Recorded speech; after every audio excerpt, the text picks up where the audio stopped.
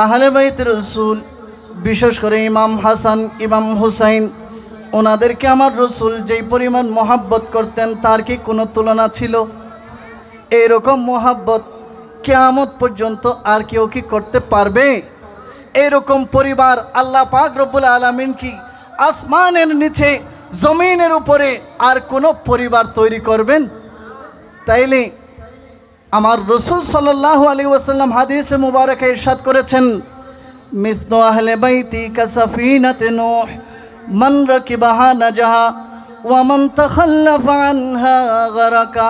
আরেক হাদিস riwayat আছে ওয়া মান তাখাল্লাফা আনহা হালাকা। আল্লাহর হাবিব বলেন, আমি রসুলের আহলে বাইত হচ্ছে নূহ আলাইহিস সালামের কিস্তির মতো।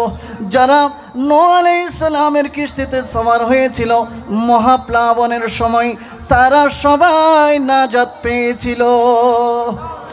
ময়দানে মাশর পর্যন্ত আমি রসুলের আহলে বাইত তোমাদের জন্য সেই নূহ আলাইহিস সালামের কিস্তির ন্যায় বানিয়ে দিলাম। আমি রসুল তোমাদের জন্য দুইটা জিনিস রেখে যাচ্ছি। তারাকতু ফিকুম আমরাইন কিতাবুল্লাহি ওয়া ইতরাতি আহলে বাইত। বলে আমি রসুল তোমাদের জন্য দুইটা জিনিস, দুইটা আমানত তোমাদের জন্য রেখে যাচ্ছি। দুইটা মহামূল্যবান জিনিস। একটি হচ্ছে আল্লাহর 30 পারা কালাম, কালামে মজিদ, ফুরকানে হামিদ, এবং আমি রসুলের আহলে বাইত। এই দুইটা জিনিসকে যদি তোমরা আঁকড়িয়ে ধরো, উম্মত কিয়ামত পর্যন্ত তোমরা সঠিক পথের উপর পরিচালিত হবে। আর এই কোরআন এবং আহলে বাইতের বিরোধিতা করা মানে আমার রসুলের যে সিরাত, যে রাস্তা সিরাতুল মুস্তাকিম, সেটা থেকে বিচ্যুত হয়ে যাওয়া, ঠিক কিনা? তো যারা নামাজ জামাতে আদায় করার পর, জুমার নামাজ জামাতে আদায় করার পর 5 ওয়াক্তের নামাজ আদায় করে, রোজা রেখে, হজ করে, যাকাত দিয়ে, তাসবিহ তাহলিল করে, দাড়ি রেখে, লম্বা জুব্বা রেখে, দাড়ি পাগড়ি দিয়ে, যারা ইমাম হুসাইনকে 61 হিজরিতে ইমামে আলী মাকাম ইমাম হুসাইন সহ 72 জন আওলাদ রসুলকে যারা শহীদ করেছে, এরা কি মুসলমান হতে পারে? দাড়ি টুপির নাম কি মুসলমান?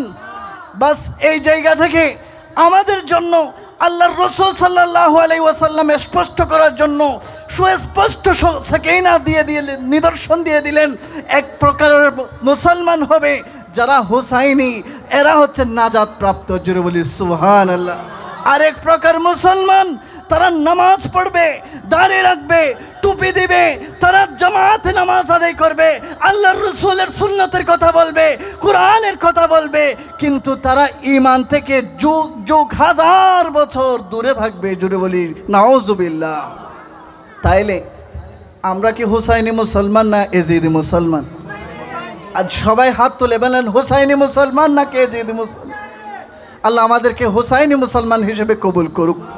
আজকের মাহফিল যারা আয়োজন করেছেন, আমি তাদের জন্য খুশখবরি দিচ্ছি। আজকে যারা মাহফিলে শরীক হয়েছেন তাদের জন্য খুশখবরি দিচ্ছি। আমি প্রথমে শুরুতে যে আয়াতে কারিমা তেলাওয়াত করেছিলাম, ইন্নামা ইউরিদুল্লাহু লিইউযহিবা আনকুমুর রিজসা আহলাল বাইতি ওয়া ইউতাহহিরাকুম তাতহীরা। আমার রাসূল আল্লাহ পাক রব্বুল আলামিন কোরআনুল কারীমে স্পষ্টভাবে ঘোষণা দিয়ে দিচ্ছেন, আমার রাসূলের আহলে বাইত হচ্ছে তোমাদের জন্য পরশ পাথর তুল্য। জোরে বলি সুবহানাল্লাহ। ইউতাহিরাকুম তাতহীরা, তারা নিজেরাও পবিত্র, তাদের কাছে যারা আসবে, তাদের সাথে যারা সুসম্পর্ক রাখবে, তাদের সাথে যাদের মোহাব্বতের সম্পর্ক রাখবে, তারাও পবিত্র। আজকের মাহফিলে যারা ইন্তজাম করেছেন, ইমাম হুসাইনের মোহাব্বত আছে কিনা? আহলে বাইতের মোহাব্বত আছে কিনা? যারা শরীক হয়েছেন, যারা টাকা পয়সা দিয়েছেন, তবরুকাত যারা আয়োজন করেছেন, যারা এত সুন্দর প্যান্ডেলের ব্যবস্থা করেছেন, আর আমাদের হুজুরদেরকে দাওয়াত দিয়েছেন, এরা ইমাম হুসাইনের মোহাব্বতে দিয়েছে, ঠিক কিনা? কিয়ামতের দিন আমার রসুল, আমার হুসাইন, আহলে বাইত রসুল, এরা কি আমাদেরকে ছাড়া জান্নাতে যাবে? বাস আল্লাহ পাক রব্বুল আলামিনের দরবারে ফরিয়াদ, এই মাহফিলের উসিলায় আল্লাহ যাতে আমাদেরকে কিয়ামতের দিন আহলে বাইত রসুলের সাথে জান্নাতে যাওয়ার সুযোগ করে দেন। সবাই বলি আমিন। ওয়া আখির দাওয়ানা আনিল হামদুলিল্লাহি রাব্বিল আলামিন। আসসালামু আলাইকুম ওয়া রাহমাতুল্লাহি ওয়া বারাকাতুহু।